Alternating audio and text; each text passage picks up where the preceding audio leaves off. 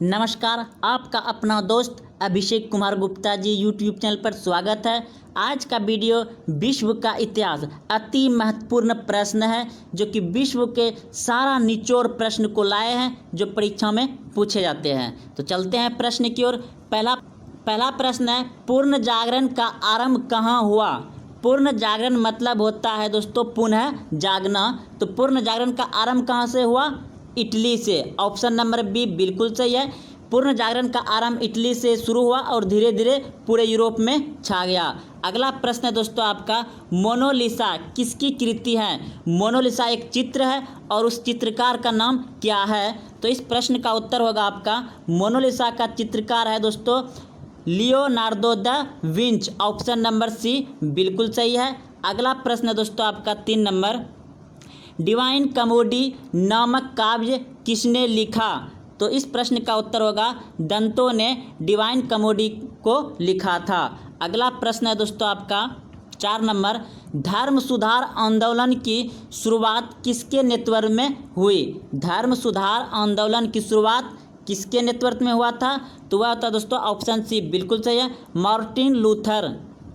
अगला प्रश्न है दोस्तों आपका, भारत की खोज सर्वप्रथम किस यूरोपीय यात्री ने की? भारत की खोज सर्वप्रथम किस यूरोपीय यात्री ने की? तो इस प्रश्न का उत्तर आप सभी भी जानते होंगे, Vasco D gamma. Option number D बिल्कुल सही है। अगला प्रश्न है दोस्तों, वास्को डी गामा कहाँ का निवासी था? तो वास्को डी गामा पुर्तगाली था, वह पुर्तगाल का निवासी था। अगला प्रश्न है दोस्तों, प्रश्न है 7 नंबर, कोलंबस कहाँ का निवासी था? तो कोलंबस था दोस्तों इटली का। ऑप्शन नंबर बी बिल्कुल सही है। अगला प्रश्न है दोस्तों, अमेरिका की खोज किसने की? अमेरिका की खोज किसने की? तो कोलंबस ने किया था जो कि इटली का निवासी था। अगला प्रश्न है दोस्तों आपका, निम्न में से किसके नाम पर अमेरिका का नामकरण किया गया है? तो इस प्रश्न का उत्तर होगा दोस्तों आपका ऑप्शन नंबर ए है, अमेरिगो वेस्पुसी। अगला प्रश्न है दोस्तों आपका, सर्वप्रथम किसने संपूर्ण विश्व का चक्कर लगाया? सर्वप्रथम किसने संपूर्ण विश्व का चक्कर लगाया? तो वह है दोस्तों मैगलन। अगला प्रश्न है दोस्तों आपका,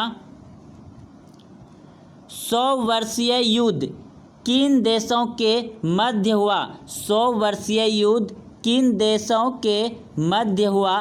तो इस प्रश्न का उत्तर होगा आपका ऑप्शन नंबर सी बिल्कुल सही है, इंग्लैंड और फ्रांस के बीच 100 वर्षीय युद्ध हुआ था। अगला प्रश्न है आपका, वास्को डी गामा भारत कब पहुंचा? वास्को डी गामा भारत कब पहुंचा? तो यह सभी जानते हैं दोस्तों 1498 ईस्वी में। अगला प्रश्न है दोस्तों आपका, वास्को डी गामा सर्वप्रथम भारत के किस स्थान पर पहुंचा? तो इस प्रश्न का उत्तर होगा आपका कालीकट स्थान पर पहुंचा। Option number B Calicut. अगला प्रश्न है, कोलंबस ने अमेरिका की खोज कब की? कोलंबस ने अमेरिका की खोज कब की? तो 1492 ईस्वी में अमेरिका की खोज किया था कोलंबस ने। अगला प्रश्न दोस्तों, वेस्टर्न टी पार्टी की घटना कब हुई? वेस्टर्न टी पार्टी की घटना कब हुई थी? तो यह हुआ था दोस्तों आपका ऑप्शन नंबर ए बिल्कुल सही है, 16 दिसंबर 1773 ईस्वी को। इसे चाय पार्टी भी कहा जाता है। अगला प्रश्न दोस्तों आपका, वेस्टर्न टी पार्टी का घटना के नायक थे, यानी कि वेस्टर्न चाय पार्टी की घटना के नायक कौन थे? तो वह था दोस्तों आपका ऑप्शन नंबर ए बिल्कुल सही है, सैमुअल एडम्स। अगला प्रश्न है, अमेरिकी स्वतंत्रता की घोषणा कब की गई? तो इस प्रश्न का उत्तर होगा 4 जुलाई 1776 ईस्वी को अमेरिकी स्वतंत्रता की घोषणा की गई, यानी कि अमेरिका आज़ाद कब हुआ? 4 जुलाई 1776 ईस्वी को। अगला प्रश्न है आपका, पेरिस संधि द्वारा ब्रिटेन ने अमेरिका की स्वतंत्रता को कब स्वीकार किया? तो इस प्रश्न का उत्तर होगा ऑप्शन नंबर सी बिल्कुल सही है, 1783 ईस्वी में पेरिस संधि द्वारा ब्रिटेन ने अमेरिका की स्वतंत्रता को कब स्वीकार किया? 1783 ईस्वी में। अगला प्रश्न है दोस्तों आपका, अमेरिका का नया संविधान कब लागू हुआ? अमेरिका का नया संविधान कब लागू हुआ? तो 1789 ईस्वी को अमेरिका में नया संविधान लागू हुआ। अगला प्रश्न है आपका, अमेरिकी स्वतंत्रता संग्राम के नायक थे? अमेरिकी स्वतंत्रता संग्राम के नायक थे तो वह था दोस्तों आपका ऑप्शन नंबर डी, बिल्कुल सही है, जॉर्ज वॉशिंगटन। अगला प्रश्न है आपका, फ्रांस की क्रांति कब हुई? फ्रांस की क्रांति कब हुई? तो 1789 ईस्वी में, ऑप्शन नंबर डी बिल्कुल सही है। फ्रांस की क्रांति कब हुई थी? 1789 ईस्वी में। अगला प्रश्न है आपका, फ्रांस की राज्य क्रांति किसके शासनकाल में हुई? फ्रांस की राज्य क्रांति किसके शासनकाल में हुई? तो वह है दोस्तों आपका ऑप्शन नंबर बी, बिल्कुल सही है, लुई 16वें के शासनकाल में हुआ। अगला प्रश्न है आपका 23 नंबर, मैं ही राज्य हूँ यह कथन किसका है? मैं ही राज्य हूँ यह कथन किसका है? तो यह है दोस्तों लुई 14वां का, मैं ही राज हूँ। शक्ति वितरण सिद्धांत किसने दिया? शक्ति वितरण का सिद्धांत किसने दिया? तो इस प्रश्न का उत्तर होगा आपका ऑप्शन नंबर ए, बिल्कुल सही है, वॉल्टेयर ने। 26वां प्रश्न है, सामाजिक संविदा नामक पुस्तक किसने लिखी? तो इस प्रश्न का उत्तर होगा आपका ऑप्शन नंबर ए, बिल्कुल सही है, रूसो ने। अगला प्रश्न है, वाटरलू युद्ध कब हुआ? वाटरलू युद्ध कब हुआ? तो इस प्रश्न का उत्तर होगा आपका ऑप्शन नंबर ए, बिल्कुल सही है, 1815 ईस्वी में। फ्रांस में जुलाई क्रांति कब हुई? फ्रांस में जुलाई क्रांति कब हुई? तो इस प्रश्न का उत्तर होगा आपका 1830 में, ऑप्शन नंबर बी, बिल्कुल सही है। 29वां प्रश्न है, इंग्लैंड में गृह युद्ध किसके शासनकाल में प्रारंभ हुआ? इंग्लैंड में गृह युद्ध किसके शासनकाल में प्रारंभ हुआ? तो इस प्रश्न का उत्तर होगा आपका ऑप्शन नंबर ए, बिल्कुल सही है, चार्ल्स प्रथम। 30वां प्रश्न है, गौरवपूर्ण क्रांति यानी कि रक्तहीन क्रांति कहाँ हुई? तो यह हुआ था दोस्तों रक्तहीन क्रांति इंग्लैंड में, ऑप्शन नंबर डी, बिल्कुल सही है। अगला प्रश्न है दोस्तों आपका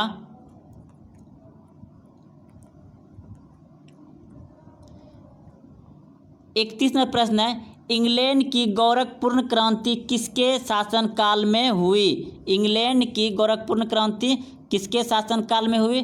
तो यह हुआ था जेम्स द्वितीय के शासनकाल में। 32वां प्रश्न है, इंग्लैंड की संसद ने बिल ऑफ राइट्स कब पारित किया? तो इस प्रश्न का उत्तर होगा आपका ऑप्शन नंबर बी, बिल्कुल सही है, 1689 ईस्वी में। 33वां प्रश्न है, रक्त और लौह की नीति निम्न में से किससे संबंधित है? रक्त और लौह की नीति निम्न में से किससे संबंधित है? तो इस प्रश्न का उत्तर होगा आपका ऑप्शन नंबर सी, बिल्कुल सही है, बिस्मार्क से। 34वां प्रश्न है, यंग इटली नामक संगठन किसने बनाया? यंग इटली नामक संगठन किसने बनाया? तो इस प्रश्न का उत्तर होगा आपका ऑप्शन नंबर ए, बिल्कुल सही है, मेजनी ने यंग इटली नामक संगठन बनाया। 35वां प्रश्न है, लाल कुर्ती नामक सेना का गठन किसने किया? लाल कुर्ती नामक सेना का गठन किसने किया? तो इस प्रश्न का उत्तर होगा आपका ऑप्शन नंबर बी, बिल्कुल सही है, गैरिबाल्डी ने। अगला प्रश्न है आपका, इटली की तलवार किसे कहा गया है? गैरिबाल्डी को इटली की तलवार कहा गया है। अगला प्रश्न है आपका 37 नंबर, इटली के एकीकरण का जनक किसे माना जाता है? इटली के एकीकरण का जनक किसे माना जाता है? तो इस प्रश्न का उत्तर होगा आपका ऑप्शन नंबर सी, बिल्कुल सही है, मेजनी को। अगला प्रश्न है आपका 38 नंबर प्रश्न है, प्रथम विश्व युद्ध तत्कालिक कारण था, यानी कि पहला विश्व युद्ध जो हुआ था वह कारण क्या था? तो सिरेजवा हत्याकांड, ऑप्शन नंबर ए बिल्कुल सही है। अगला प्रश्न है आपका, प्रथम विश्व युद्ध की शुरुआत कब हुई थी? प्रथम विश्व युद्ध की शुरुआत कब हुई थी? तो ऑप्शन नंबर सी बिल्कुल सही है, 1914 ईस्वी में। 1914 ईस्वी में प्रथम विश्व हुआ था। प्रश्न है, प्रथम विश्व युद्ध के दौरान धुरी राष्ट्र का नेतृत्व किसने किया था? प्रथम विश्व युद्ध के दौरान धुरी राष्ट्र का नेतृत्व किसने किया था? तो इस प्रश्न का उत्तर होगा आपका ऑप्शन नंबर बी बिल्कुल सही है, जर्मनी ने। अगला प्रश्न है आपका 41 नंबर प्रश्न है, प्रथम विश्व युद्ध के बाद वर्षा की संधि कब हुई थी? तो इस प्रश्न का उत्तर होगा ऑप्शन नंबर बी बिल्कुल सही है, वर्षा की संधि कब हुई थी प्रथम विश्व युद्ध के बाद? 1919 में। 42 नंबर प्रश्न है, रूसी 42 नंबर प्रश्न है, रूसी साम्राज्य को राष्ट्रों का कारागार किसने कहा था? तो इस प्रश्न का उत्तर होगा आपका ऑप्शन नंबर ए बिल्कुल सही है, लेनिन ने। अगला प्रश्न है आपका, रूसी क्रांति कब हुई थी? रूसी क्रांति हुआ था 1917 ईस्वी में। रूसी क्रांति कब हुआ था? 1917 ईस्वी में। अगला प्रश्न है आपका, निम्न में से किस क्रांति को अक्टूबर की क्रांति कहा जाता है? निम्न में से किस क्रांति को अक्टूबर की क्रांति कहा जाता है? तो ऑप्शन नंबर बी बिल्कुल सही है, रूस की क्रांति को अक्टूबर क्रांति कहा जाता है। अगला प्रश्न है 45 नंबर, रूसी क्रांति के दौरान चेक का गठन किसने किया था? रूसी क्रांति के दौरान चेका का गठन किसने किया था? तो इस प्रश्न का उत्तर होगा ऑप्शन नंबर ए बिल्कुल सही है, लेनिन ने। अगला प्रश्न है, निम्न में से किसने रूस में लाल सेना का गठन किया था?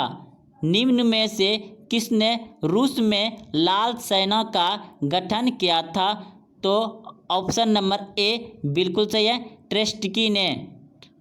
द्वितीय विश्व युद्ध का आरंभ कब हुआ था? द्वितीय विश्व युद्ध का आरंभ कब हुआ था? तो ऑप्शन नंबर ए बिल्कुल सही है, 1939 ईस्वी में।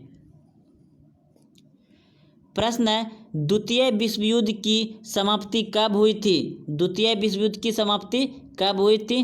तो ऑप्शन नंबर डी बिल्कुल सही है, 1945 ईस्वी में।